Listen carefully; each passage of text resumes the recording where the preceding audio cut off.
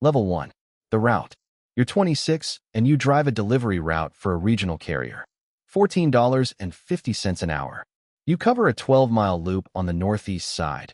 80 to 120 stops a day, 6 days a week, rain or not. You know every street, every porch, every dog, every gate code. You know which 4 houses on Meridian Avenue have no cameras. You know the brick duplex on Fenwick has a side entrance where packages sit completely hidden from the street. You know the Hartwell Street corner gets Amazon drops at 10 a.m. and nobody gets home until after 3. You know all of this because your job is to know it. 2 years on the same loop teaches you the route the way a mechanic learns an engine. Not by studying it, by doing it until the details stop requiring attention. Your apartment is a 1-bedroom off the freight road. Rent is $900.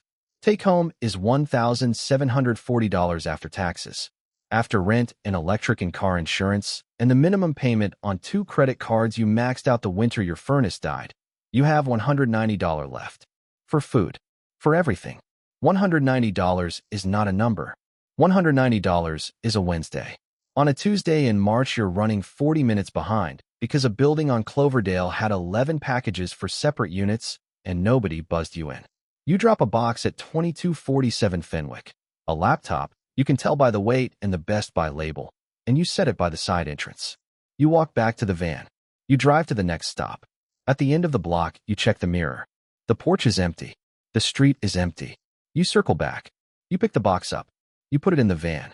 You sell it to DeShawn at an electronics exchange on Halsted for $300 cash that afternoon. DeShawn asks no questions because DeShawn has never asked questions. The laptop retailed for $847. DeShawn pays 35 cents on the dollar. You take the $300 and you drive home. You sit in the van outside the exchange for 9 minutes with the cash in your hand. Then you go inside and eat dinner and watch something and go to sleep. $300 is almost 21 hours of driving. You made it in one stop. The consequence doesn't come that week or the next. By week 6, you've taken 11 packages from 6 different neighborhoods. You vary the streets. You vary the days. You never take from the same block twice in a month. You use the knowledge your route gave you to make the theft invisible inside the route itself. You know which Ring doorbells have motion detection wide enough to catch a side entrance pickup. You know which Nest cameras have a 130-degree field versus 180. You know the exact angle from the Fenwick side entrance that puts you in the camera shadow of the duplex wall. You learned all of this in 2 years of delivering to these houses. You spent 2 years building the map without knowing what you were building. $3,800 in 6 weeks. Your take-home for 6 weeks of driving is $2,088. $3,800 is almost double that. You take 11 stops to make what the route pays in 6 weeks. The math is replacing the way you see the route. You can't drive it anymore without doing the math. The carrier has a driver tracking app that logs your stops, your delivery times, and your miles. You know the app checks for exceptions, undelivered packages, missed stops, customer complaints. You know because the supervisor goes over the exception report every Monday morning. You appear on it twice in 2 years, both for weather delays. The app doesn't log what isn't delivered. It only logs what is. You tell your mom the carrier gave you a performance bonus. She calls your aunt to tell her. She says you always were the most reliable one. You let her say it. The bonus is 11 packages in a van that smells like cardboard and someone else's dog. You still run the route every day? You deliver 110 packages before lunch.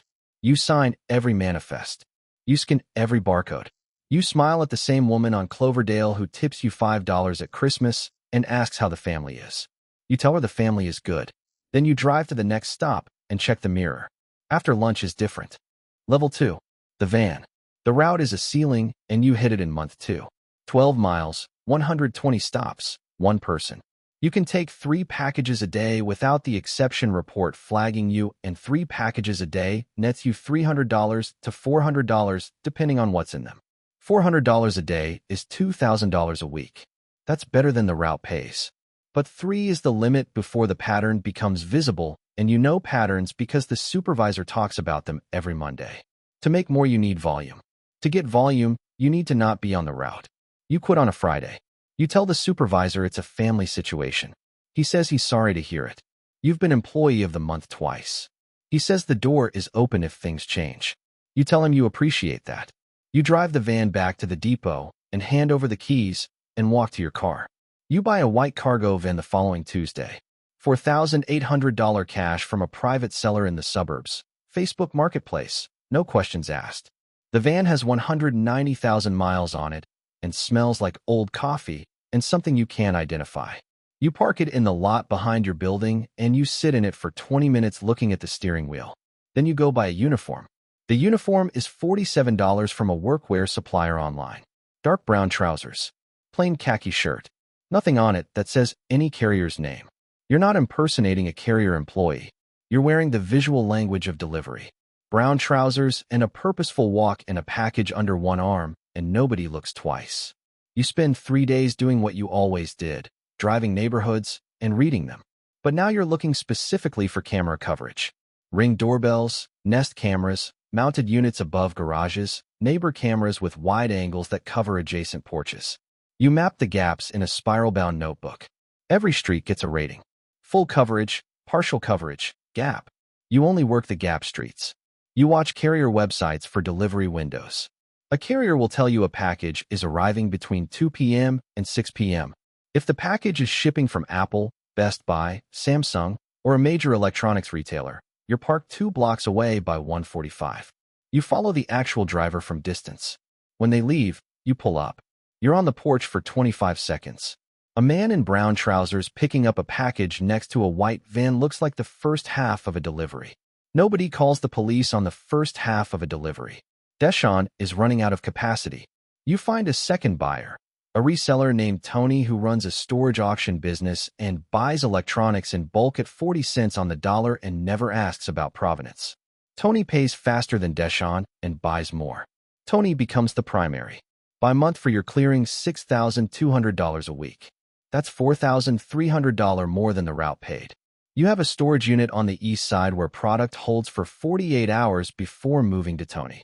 The unit is $89 a month. You rent it under a name that isn't yours using an ID that Ray's cousin made for $80. Ray's cousin makes good IDs. Ray is the next problem.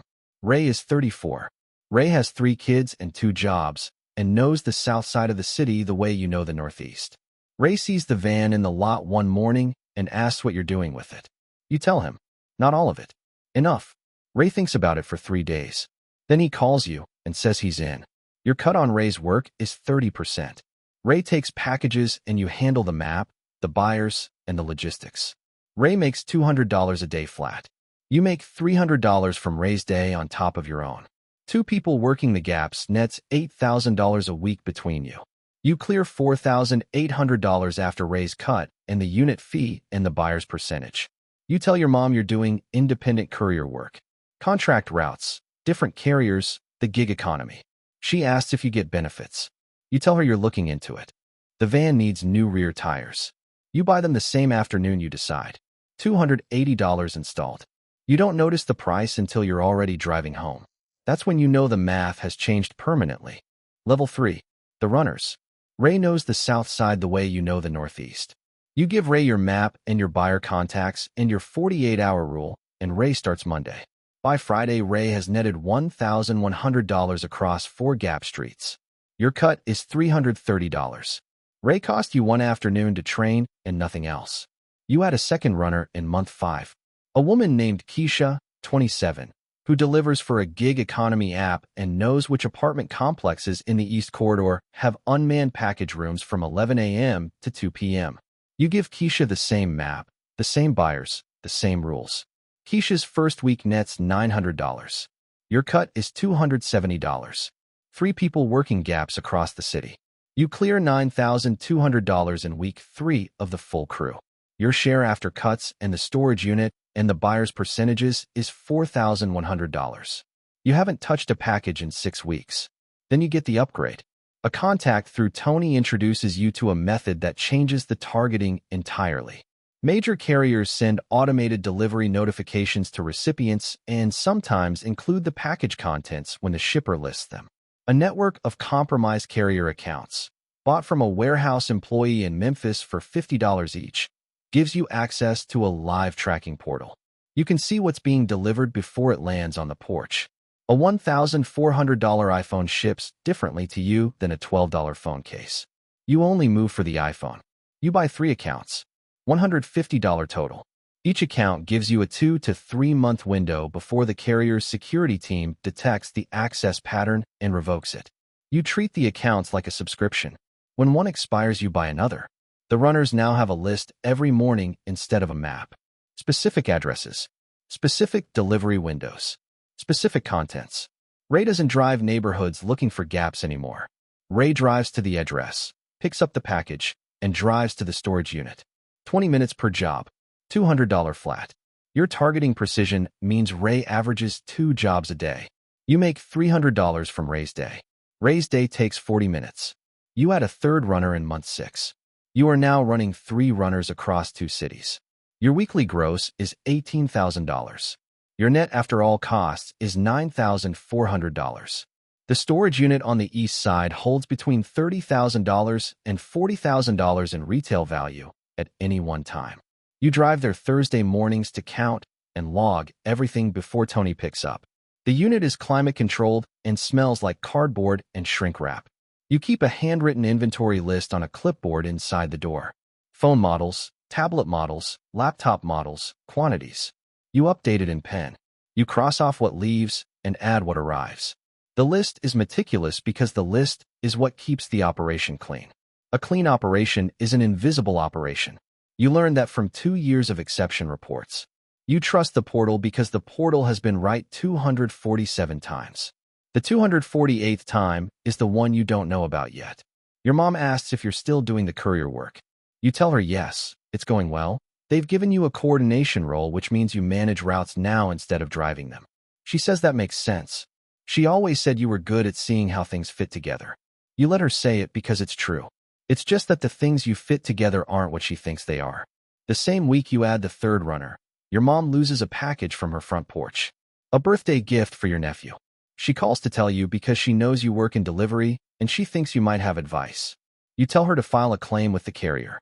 You tell her it happens more than people realize. She says she already reordered it. She paid twice. $43 for a Lego set that was supposed to arrive on a Saturday and never did. You don't know which runner's list it was on. You don't know which neighborhood the list came from. You don't ask because you don't track things that granularly, and because asking would mean knowing, and knowing would mean something you're not ready to name. She uses the second one at the birthday party. She texts you a photo of your nephew with the box. He's 7. He's delighted. The Lego set cost her $86 total. You made $9,400 that week. The math is the whole story. The math is always the whole story. Level 4. The bait. Amazon's package theft team flags a cluster of theft reports in the East Corridor. 14 reports in 30 days from a 4-block radius. They contact the Postal Inspection Service. A postal inspector named Vasquez opens a case file. Vasquez doesn't move quickly. Vasquez maps the cluster first, which carrier, which delivery windows, which days of the week. The pattern is Tuesdays and Thursdays, high-value electronics, between 2 p.m. and 4 p.m. The pattern is what your tracking portal produces when it surfaces iPhone deliveries on a Tuesday afternoon. Vasquez seeds 4417 Weston Drive with a bait package. A $1,200 iPad listed in the carrier system. The package contains a GPS tracking device and a printed instruction sheet explaining what happens next. The contents are listed because bait packages list their contents. That's why they work. They look exactly like the thing you're looking for. Your tracking portal shows a $1,200 iPad at 4417 Weston Drive on a Thursday. You send Ray the address. Ray picks up the package at 2:17 p.m. Ray drives east on the highway toward the storage unit. Vasquez follows the GPS signal in a car 3 blocks behind Ray. At 2:45, Ray pulls into the storage facility. Ray walks to the unit with the package in hand. Vasquez steps out with 2 other agents before Ray reaches the door. Ray doesn't make them wait. Ray's lawyer is on the phone within 40 minutes, and the lawyer tells Ray the same thing every lawyer tells every runner in every operation at this moment. Everything is the only number that reduces the charge. Ray gives them the storage unit code, the inventory list on the clipboard inside the door, your phone number, and the address of the meeting spot you use on Thursday mornings. Ray gives them all of it in 90 minutes. They execute the search warrant on the storage unit that afternoon. 214 phones, 47 tablets, 31 laptops, $141,000 in retail value in a climate-controlled 10 by 10 that costs $89 a month. They arrest you on a Friday morning. You're in your car 2 blocks from a Target address. The morning's list on the passenger seat, printed from the tracking portal. The list shows the contents of 8 packages scheduled to arrive in the next 4 hours. The portal access is traceable to the compromised carrier account. The account traces to a warehouse employee in Memphis who sold it to Tony, who sold it to you. The chain takes 6 days to document. The documentation is 3 pages. The charges are federal. Mail theft for the packages. Wire fraud for the portal access. Conspiracy covering the runners and the fences. The conspiracy charge is the one that changes the sentence. Ray gets 18 months. Your lawyer negotiates your cooperation the same way Ray's did. You give them the Memphis account seller, Tony's full operation, Keisha's contact information. It reduces your exposure. You get 36 months because you built the system Ray and Keisha worked inside. Building the system is what conspiracy charges punish. You serve 30 months with good behavior. You're 29 when you walk out. You apply for delivery driver positions because it's the only work on your resume. Nobody hires someone with a federal mail theft conviction to deliver packages. The irony is specific and permanent. You get a job at a warehouse receiving dock. $13.50 an hour. Your job is to sign for deliveries and log them into the inventory system. FedEx, UPS, Amazon, regional carriers. You check the contents against the manifest. You stack the packages. You scan the barcodes. The packages you spent 3 years taking from Porches come through your hands on a receiving dock, and you sign your name to confirm they arrived. The muscle memory is identical. The purpose is the only thing that changed. The van sold at federal auction for $3,200. Less than you paid for it. The spiral-bound notebook with the camera gap maps was logged as evidence item 14 in the case file. 12 pages of hand-drawn neighborhood maps and camera ratings. The postal inspector noted in the file that it was unusually organized for a theft operation. He'd seen a lot of operators. He hadn't seen the notebook before. Your mom's $43 Lego set is in the evidence locker somewhere too. Item 47. One of 214 phones and 47 tablets and 31 laptops and 1 Lego set in a climate-controlled unit that cost $89 a month to keep. That's the math. That's always the math. The math takes everything including the things your mom paid twice, so your nephew could open something on his birthday.